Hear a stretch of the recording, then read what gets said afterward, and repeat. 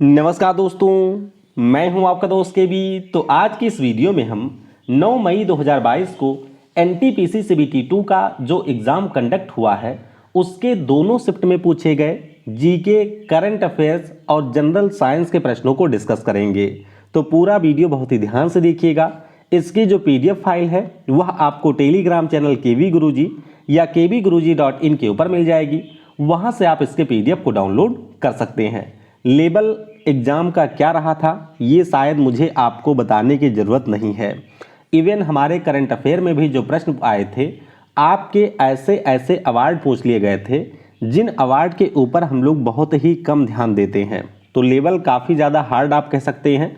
और जो आपने बहुत सारी कंपनियों के मॉक टेस्ट वगैरह लगाए होंगे, उन मॉक टेस्ट से भी आपको बहुत ही कम प्रश्न देखने को मिले होंगे। तो वीडियो की हम लोग शुरुआत करें उससे पहले मैं आपको बता दूं कि 15 मई को अनअकैडमी के ऊपर एक मेगा टेस्ट होने वाला है। तो यहाँ पर अगर आपकी टॉप रैंक आती है तो आप एचपी का लैपटॉप, सैमसंग का मोबाइल या फिर अमेजन का वाउचर जीत सकते हैं। नीचे डिस्क्रिप्शन में आपको एक लिंक मिलेगी, उस पर सिंपली आप क्लिक करिए, यूज करिएगा कोड KV10 और इस कोड को यूज करने के साथ आप इस टेस्ट में इनरोल कर सकते हैं। टोटल आपको 60 मिनट में 60 प्रश्न करने होंगे और टॉप रैंक आती है तो आप अनअकैडमी का सब्सक्रिप्शन और ये सारे पुरस्कार भी जीत सकते हैं। बाकी जब भी आप एनटीपीसी का पेपर दें तो ये मेरा व्हाट्सअप नंबर है। इस व्हाट्सअप नंबर के ऊपर आप जो भी रियल और ऑथेंटिक प्रश्न हैं उन सारे प्रश्नों को मुझे सेंड कर सकते हैं। अनअकैडमी के किसी कोर्स के बारे में जानकारी चाहिए तो भी आप इसी नंबर पर कांटेक्ट कर सकते हैं। और किसी कोर्स पर अगर आपको मैक्सिमम डिस्काउंट चाहिए तो उसके लिए भी आप कांटेक्ट कर सकते हैं। तो चलिए अब इस क्लास की हम शुरुआत करते हैं। सबसे पहले हम लोग जो करंट अफेयर के 19 प्रश्न पूछे गए थे उन सारे प्रश्नों को यहाँ पर डिस्कस करेंगे। तो पहला प्रश्न पूछा गया था सेकंड शिफ्ट में, जो कि काफ़ी ज़्यादा आसान था कि इसरो और नासा का जो संयुक्त मिशन है इसका नाम क्या है। तो मैं कई बार आपको बता चुका हूँ, इस मिशन का नाम है निसार। क्या नाम है? निसार इसका नाम है। निसार का पूरा नाम है NASA ISRO synthetic aperture radar. और ये जो हमारी सैटेलाइट है 2023 में लॉन्च की जानी है। और मुख्य रूप से इसका उद्देश्य होगा कि जो भी हमारे पृथ्वी के सतह पर परिवर्तन हो रहे हैं उन सारे परिवर्तन का ये पता लगाए। तो ये हमारे इसरो और नासा का संयुक्त मिशन है। अगला प्रश्न पूछा गया था सेकेंड शिफ्ट में ही कि बीबीसी के द्वारा जो sports women life time achievement award 2020 है ये किसे दिया गया। अब ध्यान आपको क्या रखना है कि अवार्ड तो था 2020 के लिए, लेकिन ये पुरस्कार पिछले साल यानी कि 2021 में दिया गया था। और ये पुरस्कार मिला था हमारी अंजू बॉबी जॉर्ज को। किसे मिला था? अंजू बॉबी जॉर्ज को ये पुरस्कार मिला था। तो इनके बारे में आपको ध्यान रखना है। इसके अलावा अगर हम लोग बात करें तो इस साल यानी कि 2021 के लिए ये जो पुरस्कार मिला है लाइफ टाइम अचीवमेंट कैटेगरी में, वो मिला है आपके PT उषा को। वहीं पर अगर आपसे ये पूछ लिया जाता है कि sports women of the year कौन रही थी 2020 में, तो उनका नाम कोनेरू हम्पी है, जो कि आंध्र प्रदेश की चेस खिलाड़ी हैं। और अगर हम लोग 2021 की बात करते हैं तो इस साल आपकी मीराबाई चानू हैं, जो कि हमारे भारोत्तोलन की खिलाड़ी हैं मणिपुर राज्य से। तो प्रश्न क्या पूछा गया था ये आपको अच्छे से ध्यान रखना है। अगला प्रश्न पूछा गया सेकेंड शिफ्ट में ही कि फरवरी 2021 में एक भारत श्रेष्ठ भारत के अंतर्गत जो राष्ट्रीय संस्कृत महोत्सव है इसका आयोजन कहाँ पर हुआ था। तो इसका जो आयोजन है वो पश्चिम बंगाल राज्य में किया गया था। पश्चिम बंगाल के जो हमारे गवर्नर हैं जगदीप धनखड़ साहब, उनके द्वारा इसका उद्घाटन भी किया गया था। तो पश्चिम बंगाल में इसका आयोजन हुआ था। अगला प्रश्न पूछा गया कि भारत के सर्वोच्च न्यायालय के वर्तमान मुख्य न्यायाधीश कौन है। तो ये तो छोटे बच्चों वाला प्रश्न था। NV रमना साहब, ये हमारे भारत के इस समय 48वें नंबर के चीफ जस्टिस हैं। और अभी जो आपके CGL का एग्जाम समाप्त हुआ था उसमें पूछा गया था कि NV रमना साहब कौन से राज्य से आते हैं। तो ध्यान रखिएगा ये हमारे 48वें नंबर के मुख्य न्यायाधीश हैं और ये आपके आंध्र प्रदेश राज्य से बिलोंग करते हैं। अगला प्रश्न पूछा गया था कि बजट 2021 के अनुसार नेशनल रिसर्च फाउंडेशन प्रोजेक्ट के लिए कितनी राशि का आवंटन किया गया है। तो ये जो हमारा नेशनल रिसर्च फाउंडेशन प्रोजेक्ट है इसके लिए 5,000 की बजाय 50,000 करोड़ की राशि प्रस्तावित की गई है। तो इस प्रश्न का 50,000 करोड़ हो जाएगा सही उत्तर। फिर एक प्रश्न पूछा गया कोविड वाले टाइम से कि मई 2020 में, ये 21 नहीं होगा जी, ये मई 2020 होगा। मई 2020 में जो विक्रम साराभाई स्पेस सेंटर है इसरो का, इसके द्वारा विकसित वेंटिलेटर का नाम क्या था? तो इन्होंने टोटल 3 वेंटिलेटर बनाए थे। क्या क्या नाम थे? तो एक का नाम था स्वास्थ्य, एक का नाम था वायु और एक का नाम था प्राण। तो टोटल 3 वेंटिलेटर बनाए गए थे विक्रम साराभाई स्पेस सेंटर के द्वारा। अगला प्रश्न पूछा गया कि मानव विकास सूचकांक 2020 में कौन सा देश शीर्ष पर रहा है? संभवतः इसको सारे लोगों ने सही किया होगा। नॉर्वे आपका हमेशा इस सूचकांक में टॉप पे रहता है। यूनाइटेड नेशन डेवलपमेंट प्रोग्राम इसको जारी करता है। और हमारे देश का स्थान था 2020 में कौन सा? हमारा देश था 131वें नंबर पर। फिर एक प्रश्न देखिए पूछा गया था कि तेलंगाना सरकार के द्वारा किस स्टार्टअप के साथ मेडिसिन फ्रॉम द स्काई परियोजना शुरू की गई? तो ये भी आपके 2020 का ही करंट अफेयर है। आपको याद होगा कि जब लॉकडाउन लगाया गया था तो उस समय तेलंगाना की सरकार के द्वारा जो भी आपकी ज़रूरत की दवाएं हैं उनकी डिलीवरी के लिए मेडिसिन फ्रॉम द स्काई नाम की परियोजना शुरू की गई थी और इसमें इनकी मदद की थी फर्म स्काई नाम के स्टार्टअप ने। तो फर्म स्काई होगा इसका सही उत्तर। फिर एक प्रश्न पूछा गया था कि 2021 के फेडरेशन कप में किसने 3000 मीटर के बाधा दौड़ में अपने ही राष्ट्रीय रिकॉर्ड को तोड़ दिया? तो इनका जो रिकॉर्ड था वो इन्होंने बनाया था 2019 में और 2021 में इन्होंने अपने ही रिकॉर्ड को तोड़ दिया। नाम इनका है अविनाश सावले। आपको ये भी ध्यान रखना है कि ये जो हमारा फेडरेशन कप है इसका आयोजन पंजाब के पटियाला में किया गया था। अगला प्रश्न है कि वर्ष 2021 में इसरो के द्वारा PSLV C51 की सहायता से किस उपग्रह को लॉन्च किया गया था? तो आपको पता होना चाहिए 28 फरवरी यानी कि जब हम लोग राष्ट्रीय विज्ञान दिवस मनाते हैं उसी अवसर पर PSLV ने यहाँ पर इस सैटेलाइट को लॉन्च किया था। नाम था इसका सिंधु नेत्रा। क्या काम था इसका?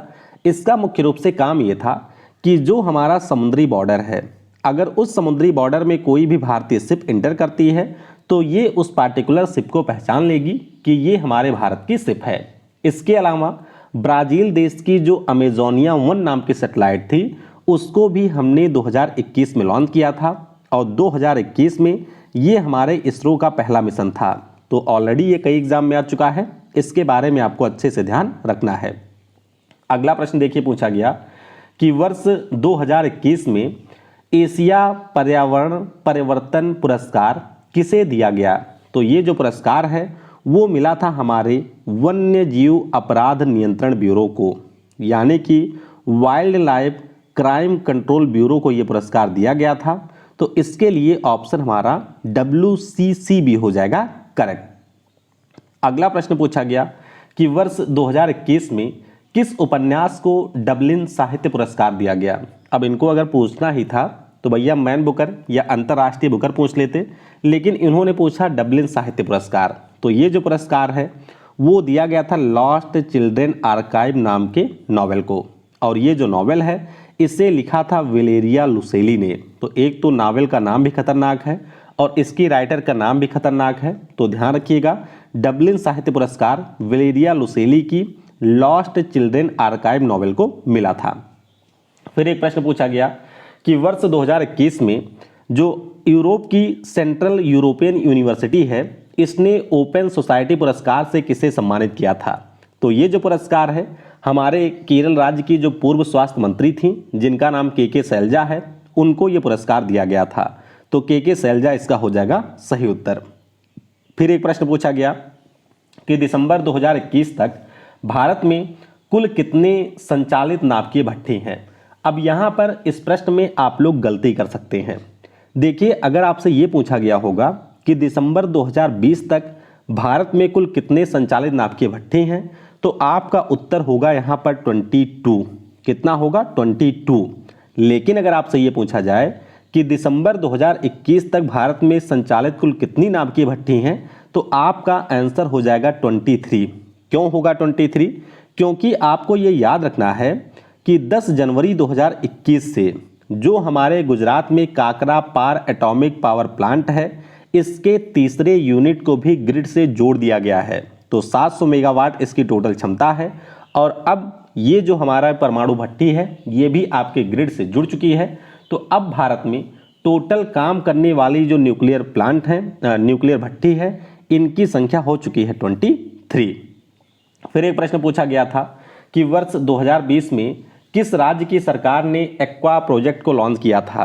तो आंध्र प्रदेश के जो सीएम हैं जगन मोहन रेड्डी साहब, उन्हीं के द्वारा एक्वा सेक्टर को और ज़्यादा बूस्ट करने के लिए एक्वा प्रोजेक्ट को शुरू किया गया था। तो इसका उत्तर हो जाएगा आंध्र प्रदेश। अगला प्रश्न पूछा गया कि अगस्त 2021 में भारत के 69वें ग्रैंड मास्टर कौन बने। तो ध्यान रखिएगा, पिछले साल भारत के जो 69वें ग्रैंड मास्टर बने थे, इनका नाम है हर्षित राजा। क्या नाम है? हर्षित राजा इनका नाम है। अब इस समय जब मैं ये वीडियो रिकॉर्ड कर रहा हूँ, हमारे देश में टोटल 73 ग्रैंड मास्टर हो चुके हैं। आपको ये ध्यान रखना है कि 1988 में पहले ग्रैंड मास्टर बने थे विश्वनाथन आनंद। 70वें की बात करते हैं तो राजा ऋत्विक पिछले साल 70वें बने थे। 71वें की बात करें तो इनका नाम संकल्प गुप्ता है। 72वें की बात करें तो उनका नाम मित्रभाग गुहा है। और इस साल के जो पहले ग्रैंड मास्टर बने हैं उनका नाम है भरत सुब्रमण्यम। तो ये सारे नाम भी आपको ध्यान रखने हैं। हो सकता है आने वाले शिफ्ट में यहाँ से प्रश्न पूछ लिया जाए। अगला प्रश्न भी खतरनाक ही है कि वर्ष 2021 में अफ्रीकी खाद्य पुरस्कार से किसे सम्मानित किया गया था। तो ये जो अफ्रीकी खाद्य पुरस्कार है, इससे हमारे हैदराबाद की एक संस्था को सम्मानित किया गया था। इस संस्था का नाम है international crops research institute for the semi arid tropics. तो ये इसका पूरा नाम है और इसी को पिछले साल अफ्रीकी खाद्य पुरस्कार से सम्मानित किया गया था। अच्छा, खाद्य पुरस्कार की बात हुई है तो आपको ये ध्यान रखना है कि एक हमारा विश्व खाद्य पुरस्कार भी दिया जाता है। तो पिछले साल यानी कि 2021 में ये जो पुरस्कार है वो हमारी शकुंतला हरक सिंह को मिला था। और 2020 में ये जो पुरस्कार है वो हमारे भारतीय मूल के साइंटिस्ट रतन लाल को मिला था। तो ये भी पूछा जा सकता है, बहुत ज़्यादा महत्वपूर्ण पुरस्कार है। विश्व खाद्य पुरस्कार इसका नाम है। 2021 में शकुंतला हरक सिंह को मिला था, 2020 में मिला था ये रतन लाल को। अगला प्रश्न पूछा गया कि टोक्यो पैरालंपिक में 2 पदक जीतने वाली खिलाड़ी कौन है। तो ऑलरेडी 3 से 4 एग्जाम में ये प्रश्न आ चुका है भैया। इनका नाम है अवनी लेकारा। राजस्थान राज्य की ये हमारी पैरा शूटिंग की खिलाड़ी हैं। और पिछले साल जो टोक्यो में पैरालंपिक हुआ था उसमें इन्होंने गोल्ड के साथ साथ एक ब्रॉन्ज मेडल भी जीता था। तो इसका उत्तर हो जाएगा अवनी लेकारा। ध्यान रखिएगा कि जो पैरालंपिक रहा था उसमें हम लोग पूरे पॉइंट टेबल में 24वें स्थान पर थे। हमने इस टूर्नामेंट में टोटल आपके 19 पदक जीते थे, जिसमें 5 गोल्ड मेडल था, 8 यहाँ पर सिल्वर मेडल था और 6 आपके थे ब्रॉन्ज मेडल। तो ये आपको ध्यान रखना है। फिर एक प्रश्न पूछा गया कि मई 2022 में पश्चिमी तट से टकराने वाले चक्रवात का नाम क्या है। तो पिछले साल कई सारे साइक्लोन आए थे और इसमें जो सबसे ज़्यादा खतरनाक था उसका नाम था तौकते। तो ये जो तौकते नाम का चक्रवात था इसका नामकरण म्यांमार देश ने किया था। और हमारा जो महाराष्ट्र राज्य है, गुजरात राज्य है, ये सारे राज्य इससे प्रभावित हुए थे। पिछले साल हिंद महासागर रीजन में कुछ और चक्रवात आए थे, जैसे कि यस हो गया, इसका नामकरण ओमान ने किया था। इसी प्रकार से गुलाब नाम का चक्रवात आया था, इसका नामकरण पाकिस्तान ने किया था। फिर आपका आया था साहिन। तो साहिन का नामकरण आपके कतर ने किया था। और एक चक्रवात आया था जवाद। जवाद का जो नामकरण है वो किया था सऊदी अरब ने। अच्छा, इस साल भी एक चक्रवात आ चुका है जिसका नाम है आसान या आसानी। आपको बताना है कि इस चक्रवात का नामकरण किसने किया है। तो ये हमारे 19 करंट अफेयर के प्रश्न थे जिनको हमने यहाँ तक डिस्कस किया है। अब आइए थोड़ा सा हम लोग जो डांस वगैरह से प्रश्न आए हैं या फिर गीत वगैरह से आए हैं उनके बारे में भी डिस्कस कर लेते हैं। देखिए, पहले शिफ्ट में प्रश्न पूछा गया था कि जो हमारे अल्लाह रखा साहब हैं ये आपके कौन सा यंत्र बजाते हैं। तो ध्यान रखिएगा, अल्लाह रखा साहब की अगर हम बात करें हैं तो ये आपके बजाते हैं तबला। क्या बजाते हैं? ये तबला वादक हैं। और तबले की बात हुई है तो आपको जाकिर हुसैन साहब का नाम भी ध्यान रखना है। फिर एक प्रश्न पूछा गया कि जो हमारी कार्नेटिक म्यूजिक है इसमें आपके कितने राग होते हैं।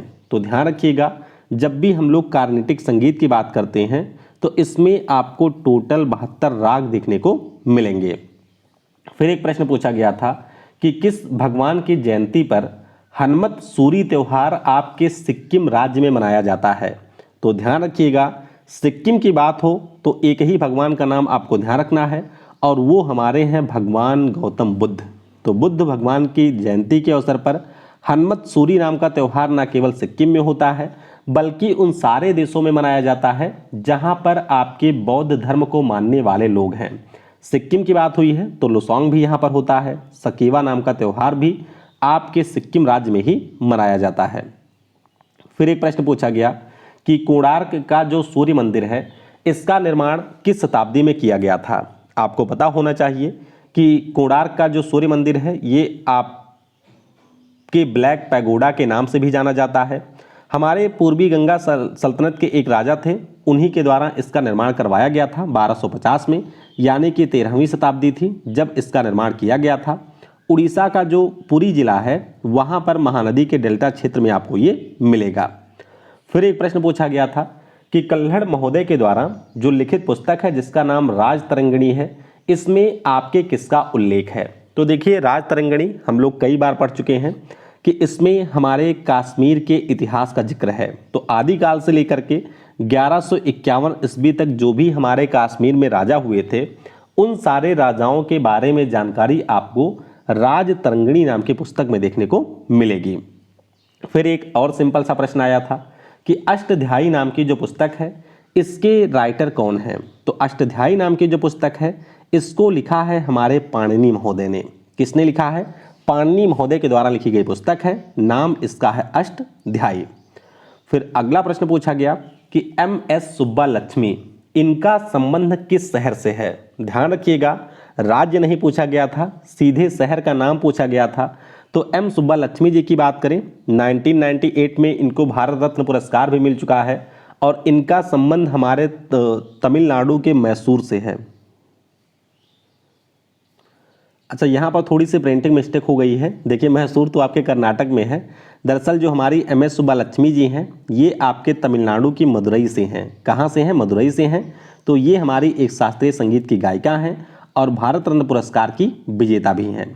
फिर एक प्रश्न पूछा गया था कि जो हमारा नेशनल ऑर्केस्ट्रा ऑफ इंडिया है इसकी स्थापना किसने की थी। तो नेशनल ऑर्केस्ट्रा ऑफ इंडिया जो है इसकी स्थापना हमारे पंडित रविशंकर साहब के द्वारा की गई थी। तो इस प्रश्न का सही उत्तर हो जाएगा पंडित रविशंकर। फिर एक प्रश्न पूछा गया था कि सिद्धि धमाल नाम का जो फोक डांस है ये हमारे कौन से राज्य से जुड़ा है। तो भैया, ये जो सिद्धि धमाल नाम का डांस है ये आपके गुजरात राज्य का है। कहाँ का है? गुजरात राज्य का ये डांस है। अब गुजरात की बात हुई है तो यहाँ के कई सारे फेमस डांस हैं, जैसे कि आपका गरबा हो गया, डांडिया हो गया, भवाई है, टिप्पणी है। इसके अलावा यहाँ का एक फेमस डांस है जिसे हम लोग कहते हैं पधार। तो ये सारे डांस आपके गुजरात के हैं, इनके बारे में आपको अच्छे से ध्यान रखना है।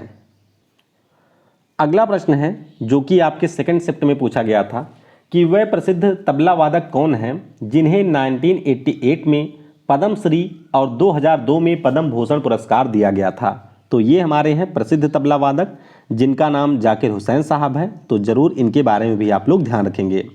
फिर एक प्रश्न पूछा गया था, थोड़ा सा अजीब टाइप का प्रश्न था, यानी कि इस पुस्तक के बारे में आपने जनरली पढ़ा नहीं हुआ होता है। पुस्तक का नाम है रेड अर्थ एंड पोरिंग और आपसे पूछा गया है कि ये जो हमारी पुस्तक है इसके राइटर कौन है। तो इस पुस्तक को लिखा है विक्रम चंद्र महोदय ने। किसने लिखा है? विक्रम चंद्र के द्वारा लिखी गई ये पुस्तक है, नाम इसका है रेड अर्थ एंड पोरिंग। अगला प्रश्न पूछा गया कंप्यूटर से कि माइक्रोसॉफ्ट एक्सेल में अगर आपको एब्सोल्यूट सेल रेफरेंस को प्रदर्शित करना है तो इसके लिए आप लोग यहाँ पर क्या करेंगे।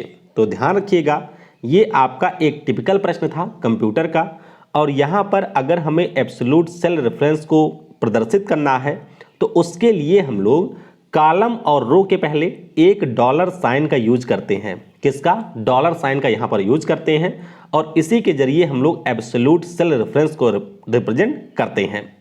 फिर एक प्रश्न पूछा गया कि कंप्यूटर में किस प्रोटोकॉल का प्रयोग किया जाता है। तो आपको पता ही होगा, इसका नाम है हाइपर टेक्स्ट ट्रांसफर प्रोटोकॉल। क्या नाम है? हाइपर टेक्स्ट ट्रांसफर प्रोटोकॉल इसका नाम है और इसी का यूज कंप्यूटर में होता है। फिर एक प्रश्न पूछा गया था, सिंपल सा है कि यूएसबी का पूरा नाम क्या है। यूएसबी की बात करते हैं तो इसका पूरा नाम है यूनिवर्सल सीरियल बस। क्या नाम है? यूनिवर्सल सीरियल बस इसका पूरा नाम है। अगला प्रश्न पूछा गया था कि FRMBA का पूरा नाम क्या है। तो ये तो वैसे आपके इकोनॉमिक्स का एक टर्म है, ये हमारा एक अधिनियम है जो कि 2003 में आया था और इसका पूरा नाम है fiscal management and budget management act. क्या नाम है? Fiscal management and budget sorry, तो यहां पर एक बार फिर से गलती हो गई है, नाम में है FRMBA। तो F का मतलब हो गया फिस्कल, R का मतलब होता है रिस्पॉन्सिबिलिटी और उसके बाद में अगला है बजट मैनेजमेंट एक्ट। 2003 में ये आया था। फिर एक प्रश्न आपके कंप्यूटर से पूछा गया था कि कंप्यूटर में एक फाइल को अगर आप दूसरे कंप्यूटर में ट्रांसफ़र करते हैं तो इस प्रक्रिया को क्या कहा जाता है। ध्यान रखिएगा, इस प्रक्रिया को कहते हैं फाइल ट्रांसफ़र प्रोटोकॉल। क्या कहा जाता है? फाइल ट्रांसफ़र प्रोटोकॉल इसे कहा जाता है। अगला प्रश्न पूछा गया था कि किस भारतीय राज्य में जो हमारी देवी भद्रकाली का भगवती मंदिर है यहाँ पर पढ़ेनी नाम का नृत्य किया जाता है। तो आपको ज़्यादा कुछ यहाँ पर देखने की ज़रूरत ही नहीं है। ध्यान रखिएगा, पढ़ेनी फोक डांस के बारे में पूछा गया है और ये जो डांस है वो हमारे केरल राज्य में किया जाता है, तो इसका उत्तर हो जाएगा केरल।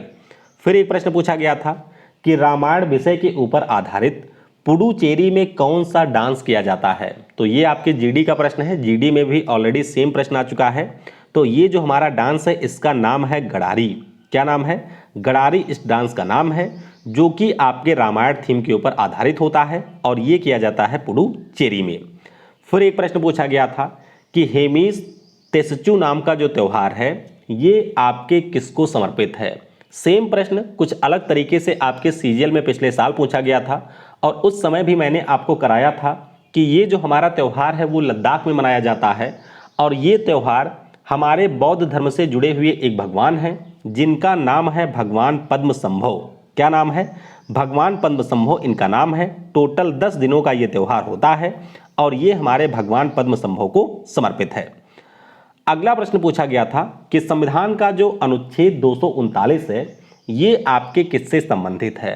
अब इसके हम लोग टेक्निकल भाषा के शब्द में नहीं जाएंगे। देखिए, सिंपल शब्दों में आपको ये ध्यान रखना है कि हमारे देश में जो केंद्र शासित प्रदेश हैं उनका शासन राष्ट्रपति के द्वारा किया जाता है, यानी कि राष्ट्रपति के द्वारा जो भी व्यक्ति नियुक्त किए जाते हैं वही हमारे केंद्र शासित प्रदेश में शासन चलाते हैं। तो यही इस एक्ट में कहा गया है कि संसद विधि के द्वारा जो आपके कानून बनाएगा और उस कानून के अनुसार हमारे जो भी केंद्र शासित प्रदेश होंगे वहां का प्रशासन राष्ट्रपति महोदय के द्वारा चलाया जाएगा। एक प्रश्न और पूछा गया था, पॉलिटी का सिंपल सा प्रश्न है कि मौलिक कर्तव्य किस संविधान संशोधन के द्वारा जोड़े गए थे।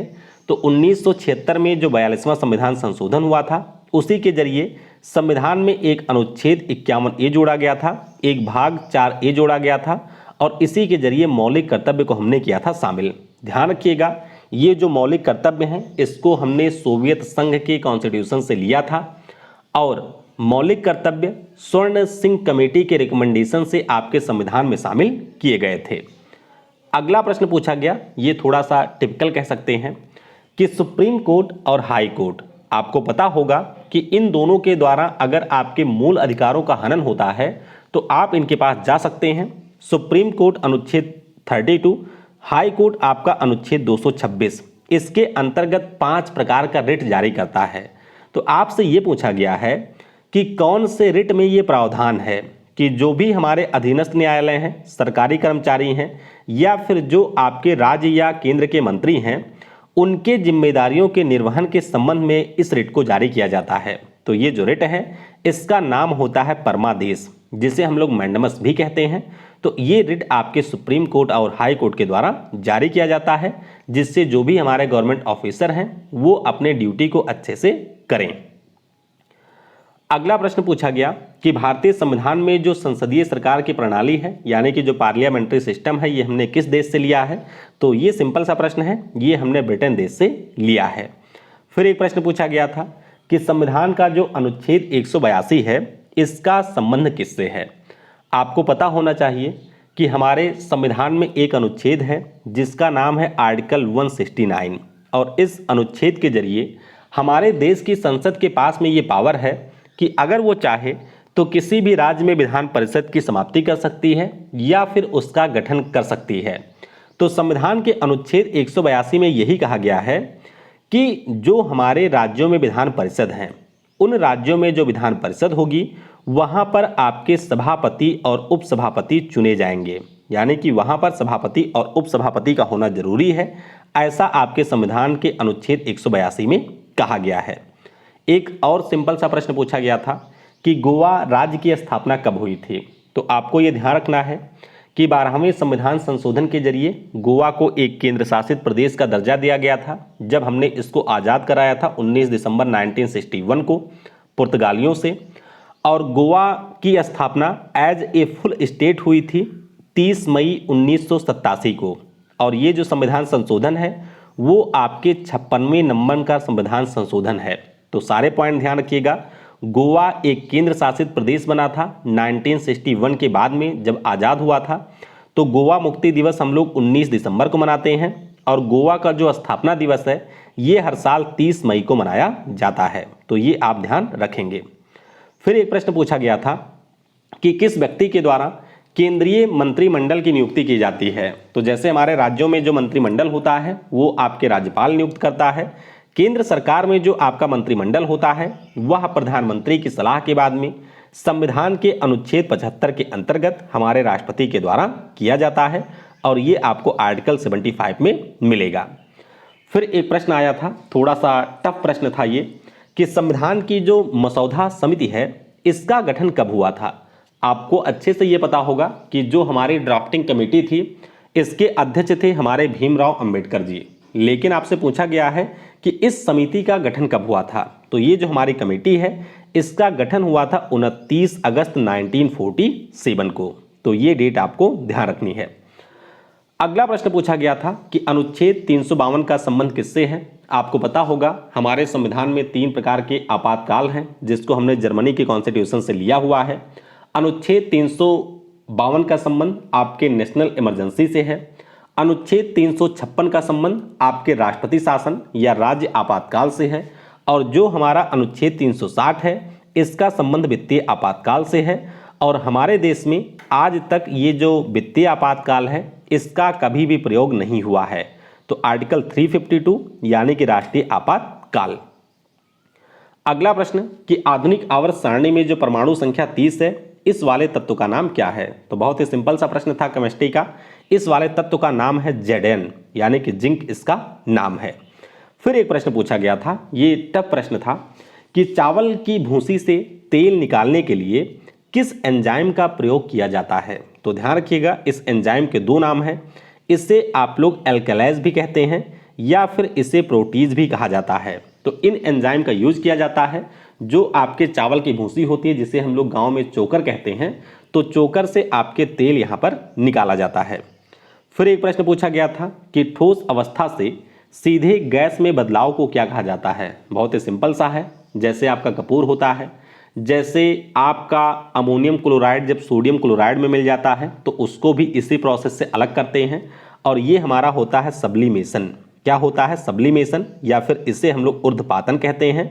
और इसी के जरिए ठोस अवस्था में जो कोई कंपाउंड होता है वह बिना लिक्विड में बदले सीधे गैस में बदल जाता है।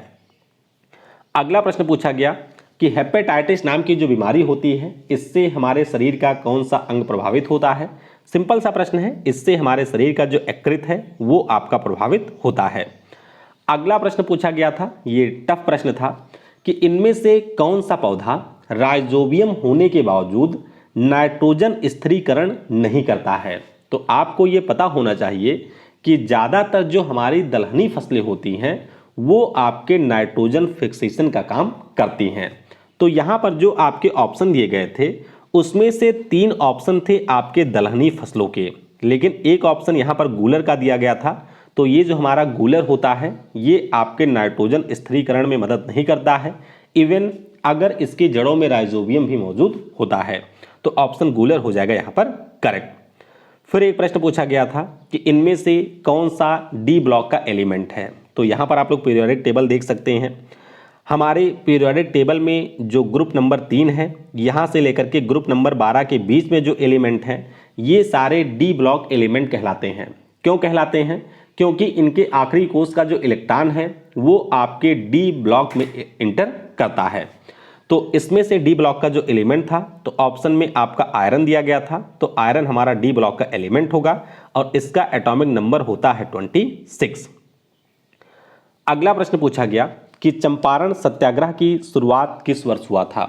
आपको पता होगा कि बिहार राज्य में जो हमारे नील की जबरदस्ती खेती करवाई जा रही थी किसानों के द्वारा, उसके कारण इस चंपारण सत्याग्रह को शुरू किया गया था 1917 में। ध्यान रखिएगा कि महात्मा गांधी जी के द्वारा किया गया यह पहला आंदोलन था। इसमें गांधी जी को इनवाइट किया था राजकुमार शुक्ला ने। तो ध्यान रखिएगा ये आपके 1917 में बिहार के चंपारण में हुआ था। अगला प्रश्न पूछा गया कि शास्त्रों के अनुसार जो हमारे भगवान विष्णु हैं, इनके कितने अवतार माने जाते हैं। तो ये भी सिंपल सा प्रश्न है।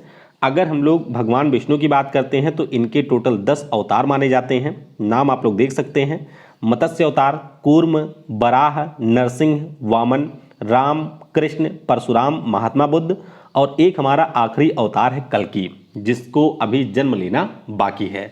तो ध्यान रखिएगा भगवान विष्णु के टोटल 10 अवतार हैं।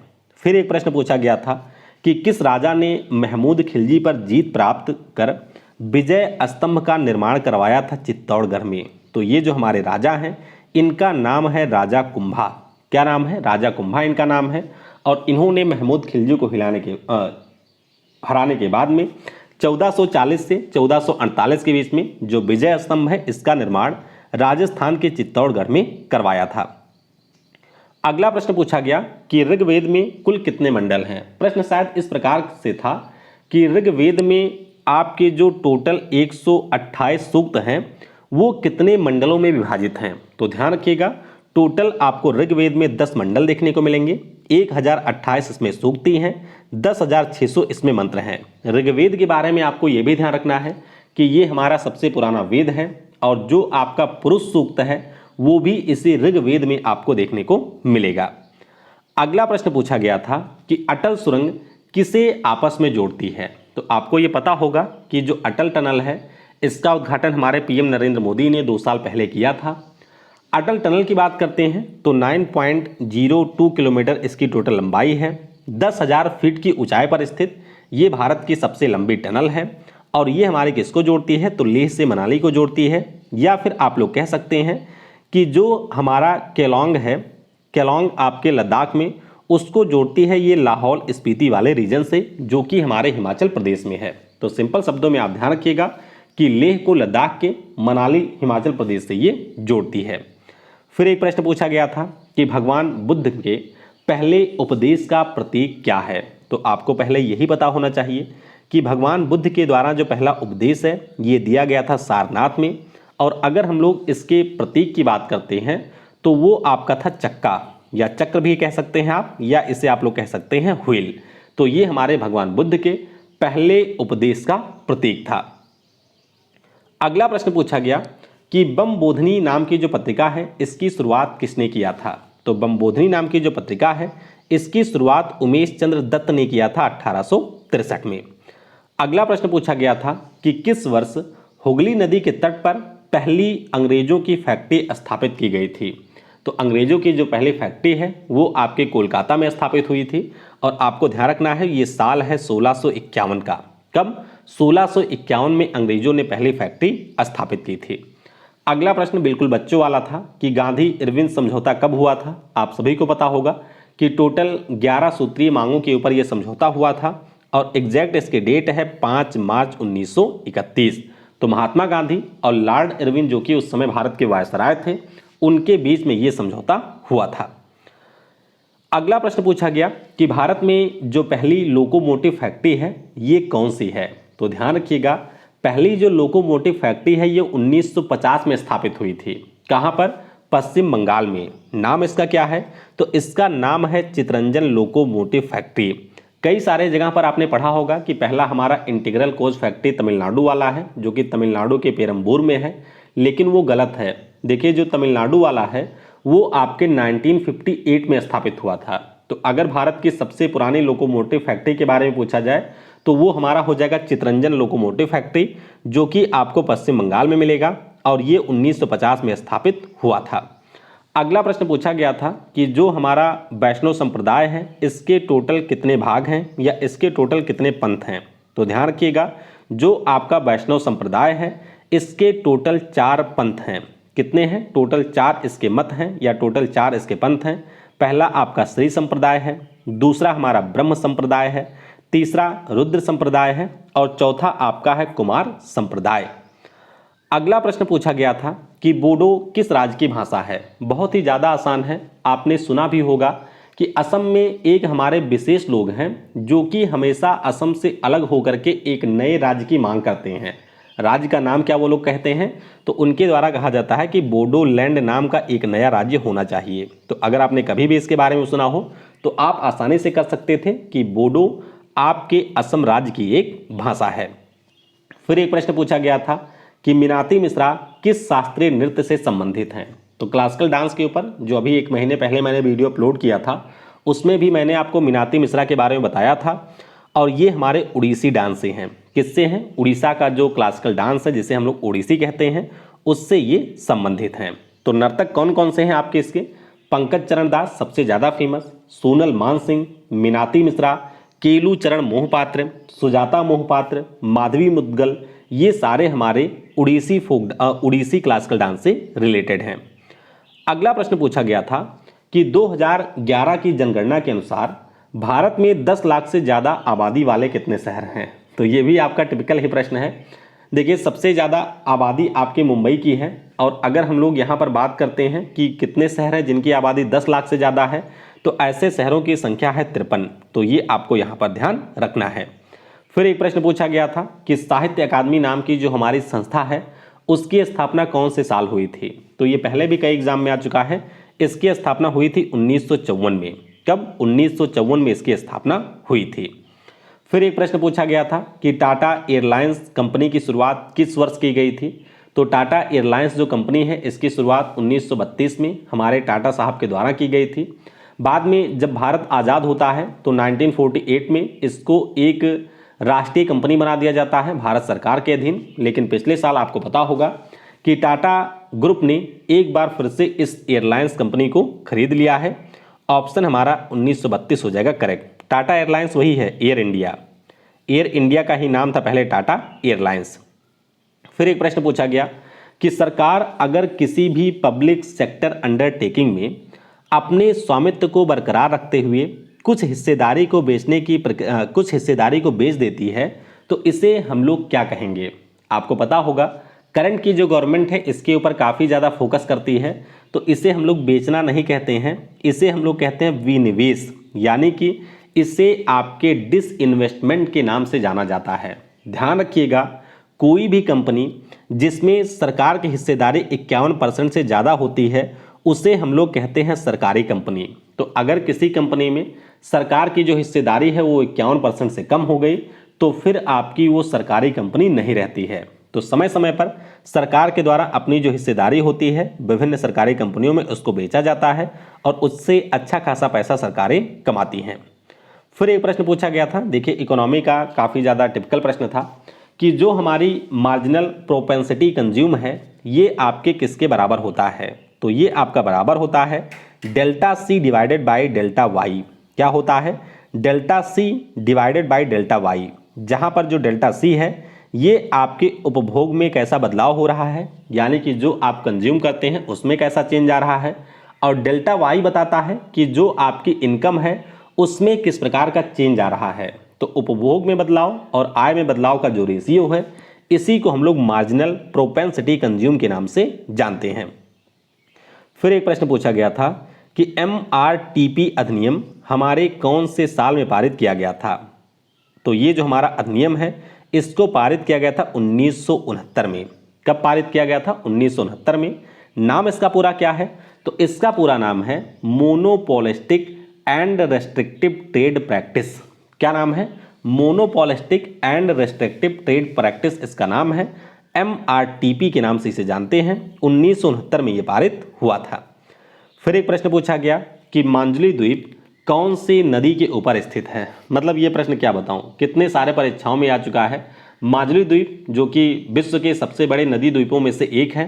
असम की सरकार ने 2016 में इसको एक जिले के रूप में मान्यता दे दी है और ये आपको ब्रह्मपुत्र नदी में मिलेगा। ब्रह्मपुत्र में एक और द्वीप पूछा जाता है जिसका नाम है मयूर द्वीप, मयूर या फिर पिकॉक द्वीप। तो ध्यान रखिएगा, माजुली और पिकॉक ये दोनों आइलैंड आपको ब्रह्मपुत्र नदी में मिलेंगे। फिर एक प्रश्न पूछा गया था कि कौन सी नदी है जिसे नील नदी, किस देश को नील नदी का वरदान कहा जाता है? तो आपने मिस्र की सभ्यता के बारे में पढ़ा होगा और मिस्र की जो सभ्यता है वो इसी नील नदी के किनारे आपकी पूरी तरीके से फली फूली थी। इसीलिए जो हमारा मिस्र देश है, जिसे आप लोग इजिप्ट भी कहते हैं, उसे नील नदी का वरदान कहा जाता है। एक प्रश्न और पूछा गया था कि सबसे ज़्यादा एथेनॉल का उत्पादन किस देश के द्वारा किया जाता है? ध्यान रखिएगा, एथेनॉल का मतलब आपकी शराब नहीं है। तो शराब के उत्पादन में दुनिया में कोई और देश आगे है, लेकिन अगर हम लोग एथेनॉल की बात करते हैं तो इसका सबसे ज़्यादा उत्पादन अमेरिका देश के द्वारा किया जाता है। चलिए, आपके लिए यहाँ पर एक प्रश्न है, नीचे मुझे आप लोग कमेंट में बताइएगा कि जो हमारे पीने वाले शराब है, जिसे आप लोग लिकर भी कहते हैं या जिसे आप लोग वाइन कहते हैं, उसका सबसे ज़्यादा प्रोडक्शन कौन सा देश दुनिया में करता है? फिर एक प्रश्न पूछा गया कि स्कैंडिनेवियाई जो जनजाति है ये आपके किस महाद्वीप में निवास करती है? तो स्कैंडिनेवियन कंट्रीज के बारे में भी आपने सुना होगा। स्कैंडिनेवियाई जो जनजाति है ये आपको यूरोप महाद्वीप में देखने को मिलेगी। जब हम लोग स्कैंडिनेवियन कंट्री की बात करते हैं तो इसमें टोटल आपके 3 देश आते हैं। कौन कौन से? नॉर्वे, स्वीडन और डेनमार्क। लेकिन जब हम लोग नॉर्डिक कंट्री की बात करते हैं तो उसमें आपके टोटल 5 देश आते हैं। तो कंफ्यूज मत होइएगा, स्कैंडिनेवियन देशों की संख्या टोटल 3 है और नॉर्डिक देशों की संख्या टोटल 5 है। तो 5 में ये दोनों देश भी यहाँ पर जुड़ जाते हैं। एक प्रश्न और पूछा गया कि भारत में जो काली मिट्टी है इसका विस्तार किस क्षेत्र में है? तो काली मिट्टी की अगर हम लोग बात करते हैं, जो आपके पूरा प्रायद्वीपीय भारत है वहाँ पर आपको इसका विस्तार देखने को मिलेगा। मुख्य रूप से जो हमारा गुजरात, महाराष्ट्र, कर्नाटक, तेलंगाना और मध्य प्रदेश के राज्य हैं वहाँ पर आपको काली मिट्टी देखने को मिलेगी। और आपको ध्यान रखना है कि जो काली मिट्टी है इसे हम लोग रेगुर मिट्टी भी कहते हैं। इसकी पानी को होल्ड करने की क्षमता काफ़ी अच्छी होती है। किसकी? काली मिट्टी की। और इसीलिए इसमें कपास का उत्पादन बहुत ही अच्छे तरीके से किया जाता है। फिर एक प्रश्न पूछा गया कि ब्रह्मपुत्र नदी को किस देश में या कहाँ पर यारलुंग सांगपो कहा जाता है? तो आपको ये ध्यान रखना है, इसे तिब्बत में आपके यारलुंग सांगपो के नाम से जाना जाता है। जब ये नदी हमारे असम राज्य में आती है तो इसका नाम ब्रह्मपुत्र होता है और जब ये नदी बांग्लादेश में आ जाती है तो इसका नाम हो जाता है जमुना। चलिए, आपके लिए यहाँ से भी एक प्रश्न है, नीचे कमेंट में बताइएगा कि ब्रह्मपुत्र नदी जब आपके अरुणाचल में बहती है तो उस समय इसका नाम क्या होता है? फिर एक प्रश्न पूछा गया था कि नेपाल से निकलने वाली नदी का नाम क्या है? ध्यान रखिएगा, नेपाल से कई सारी नदियाँ निकलती हैं जो कि हमारे भारत में आती हैं और ऑप्शन में एक नदी आपको दी गई थी राप्ती, बाकी आपकी सिंधु वगैरह नदियाँ थीं तो वो नेपाल से नहीं निकलती हैं। राप्ती हो गई, आपकी गंडक नदी है, घाघरा नदी है, ये सारी नदियां हमारी कहाँ से निकलती हैं? नेपाल देश से निकलती हैं। फिर एक प्रश्न पूछा गया था कि हमारे जो पड़ोसी देश हैं उन पड़ोसी देशों में सबसे कम क्षेत्रफल किसका था? तो वैसे सबसे कम क्षेत्रफल आपके मालदीव का था, लेकिन मालदीव ऑप्शन में नहीं दिया था। तो दूसरे नंबर पर सबसे कम एरिया है भूटान का। तो भूटान हमारे पड़ोसी देशों में सबसे कम एरिया वाला देश है प्रश्न के हिसाब से। अदरवाइज मालदीव आपके सबसे कम एरिया का देश है। फिर एक प्रश्न पूछा गया था कि पाम द्वीप किस देश के द्वारा निर्मित एक आर्टिफिशियल आइलैंड है? तो ये जो आइलैंड है इसका निर्माण शुरू किया गया था 2001 में। कब? 2001 में, और 2006-07 में बनकर के ये तैयार हुआ था। पाम आइलैंड से आप ये बिल्कुल मत समझिएगा कि ये इंडोनेशिया ने बनाया है। इंडोनेशिया में आपके नेचुरल पाम के ट्री पाए जाते हैं, लेकिन ये जो पाम आइलैंड है इसको कृत्रिम तरीके से डेवलप किया है संयुक्त अरब अमीरात ने। तो जरूर इसके बारे में आप लोग याद रखेंगे। फिर एक प्रश्न पूछा गया कि 2011 की जनगणना के अनुसार हमारा कौन सा ऐसा राज्य है जहां पर आपके अनुसूचित जाति यानी कि जो शेड्यूल कास्ट है उनकी संख्या बिल्कुल 0 है, यानी कि आपको एससी कैटेगरी के लोग यहां पर मिलेंगे ही नहीं। और इस राज्य का नाम है नागालैंड। ध्यान रखिएगा, नागालैंड में आपके एससी कम्युनिटी के लोग नहीं हैं।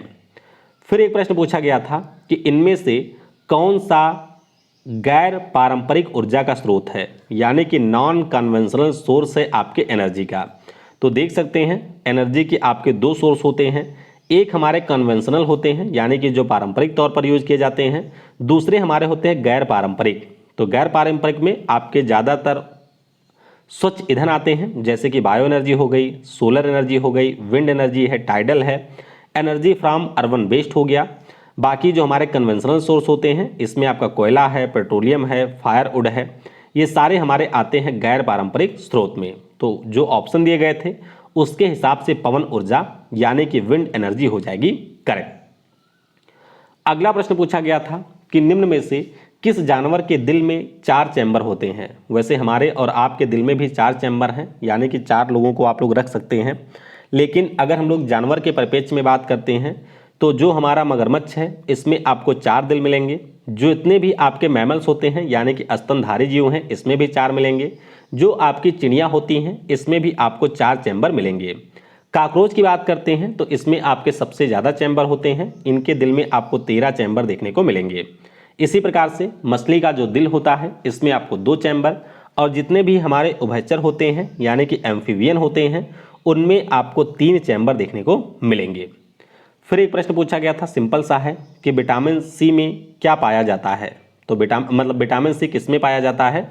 तो विटामिन सी हमारे साइट्रिक फ्रूट यानी कि जो खट्टे फल होते हैं उसमें आपको विटामिन सी देखने को मिलेगा। इसका वैज्ञानिक नाम क्या है। तो इसे कहा जाता है एस्कॉर्बिक एसिड। एक प्रश्न और पूछा गया था कि वायु प्रदूषण अधिनियम किस वर्ष पास हुआ था। मैंने आपको 4-5 एक्ट बताए थे, वो 4-5 एक्ट अच्छे से ध्यान रखिएगा क्योंकि पिछली बार भी काफ़ी पूछा गया था उनसे प्रश्न। तो वायु प्रदूषण अधिनियम जो है ये हमारा 1974 में पारित किया गया था। एक प्रश्न और पूछा गया कि किस वर्ष भारत में जो पहली औद्योगिक नीति है इसकी घोषणा हुई थी। तो पहली जो इंडस्ट्रियल पॉलिसी है हमारे देश की उसकी घोषणा 1948 में हुई थी, लेकिन इसके क्रियान्वयन के लिए हमारे देश में जो पहला अधिनियम आया था वो अधिनियम 1951 में आया था। तो ध्यान रखिएगा घोषणा 1948 में हुई थी और इसके लिए जो अधिनियम है वो 1951 में आया था। फिर एक प्रश्न पूछा गया बहुत ही सिंपल सा है कि आईपीसीसी का पूरा नाम क्या है। तो इसका पूरा नाम है inter governmental panel on climate change. क्या नाम है। Inter governmental panel on climate change इसका पूरा नाम है, यानी कि आईपीसीसी का पूरा नाम है। फिर एक प्रश्न पूछा गया था कि जो सर्वाधिक जीवन प्रत्याशा है वो आपके कौन से देश की है, यानी कि कहाँ के जो लोग हैं वो सबसे ज़्यादा समय तक जीवित रहते हैं। तो ये जो आपका देश है इसका नाम है हांगकांग। तो सबसे ज़्यादा जो लाइफ एक्सपेक्टेंसी है 85 साल से ये ज़्यादा है और ये आपको हांगकांग में मिलेगी। दूसरे नंबर पर जापान है और तीसरे स्थान पर आता है मकाऊ। अगला प्रश्न पूछा गया कि फ्लोटिंग विनिमय दर क्या है, यानी कि जो फ्लोटिंग एक्सचेंज रेट है ये आपका क्या होता है। तो अगर हम लोग फ्लोटिंग एक्सचेंज रेट की बात करते हैं तो यह हमारी एक अस्थायी विनिमय दर है जिसमें किसी भी मुद्रा की कीमत अन्य मुद्राओं के सहयोग से मांग और आपूर्ति के द्वारा तय की जाती है और इसी को हम लोग कहते हैं फ्लोटिंग। फ्लोटिंग का मतलब ही होता है तैरना, यानी कि जिस प्रकार से उसकी सप्लाई या फिर डिमांड है उसी के अनुसार उसकी वैल्यू बदलती रहती है और इसी को हम लोग फ्लोटिंग एक्सचेंज रेट कहते हैं। फिर एक प्रश्न पूछा गया था कि टोटल रेवेन्यू और टोटल कॉस्ट के अंतर को क्या कहा जाता है। अब इसको आप ऐसे समझ सकते हैं कि जैसे आपने एक 105 रुपये लगा करके किसी का उत्पादन किया है और आपके उत्पादन के बाद में जब आपने इस पार्टिकुलर प्रोडक्ट को बेचा तो आपका जो टोटल रेवेन्यू हो गया ये हो गया है 120। तो जाहिर सी बात है आपने पैसा लगाया 105, आपको रेवेन्यू टोटल 120 है। 120 से 105 को माइनस करेंगे 15 आपके पास में आएगा और ये 15 आपका हो जाएगा टोटल प्रॉफिट। क्या होगा। तो इसे हम लोग कहेंगे शुद्ध लाभ या फिर लाभ। फिर एक प्रश्न पूछा गया कि गरीबी रेखा का जो आकलन है ये सबसे पहले हमारे किस भारतीय ने किया था। देखिए हमारे देश में जो राष्ट्रीय आय की गणना का सबसे पहला प्रयास है 1866 से 1867 के बीच में, वो प्रयास भी दादा भाई नौरोजी ने ही किया था। यहाँ पर पूछा गया है कि गरीबी रेखा का सबसे पहले आकलन किसने किया था। तो ये जो आकलन है ये भी दादा भाई नौरोजी ने ही किया था। इनकी एक बहुत ही फेमस किताब है जिसका नाम क्या था, ये poverty and un-British rule in India. तो इस किताब में इन्होंने हमारे भारत में जो गरीबी है या जो आपके भारत से पैसों को अंग्रेज ले जा रहे थे उसके बारे में बताया था। आखिरी प्रश्न है कि फिएट मुद्रा क्या है।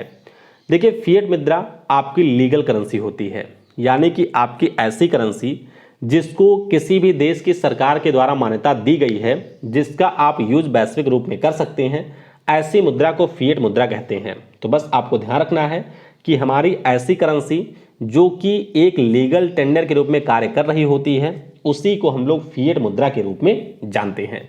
तो इस प्रकार से टोटल 92 प्रश्नों को हमने डिस्कस किया है।